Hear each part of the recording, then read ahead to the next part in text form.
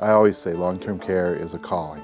You've got to have a special feeling for the population that you're working for. The Trials and Errors event came out of a basic need to provide relevant information, keep our clients up to date, and ultimately the goal of keeping their residents safe. It brings in real-life learning experiences and allow them to say, hey, what happened? What can I learn from? What can I take away?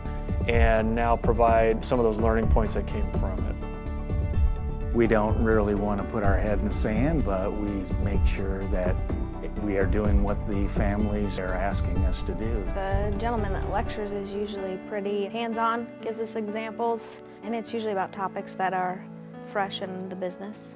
I'm just very intrigued with how things can go and working through the trials and knowing the right things to do to prevent the trial altogether.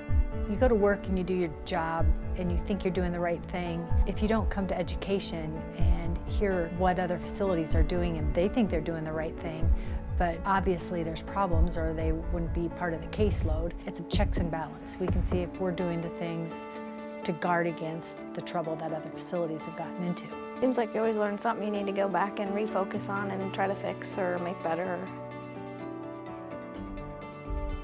I don't know any other agency that invests in its customers like the agency does. Well, they invest in us so that we can be the best that we can be, to not use our insurance policies as much as possible. Well, they need us. So many of them have so many very interesting legacies, and they have such a history. You know, it's so cool to learn who people really are. They're not just a fragile, elderly person sitting in the chair. They really, really made a difference in our world.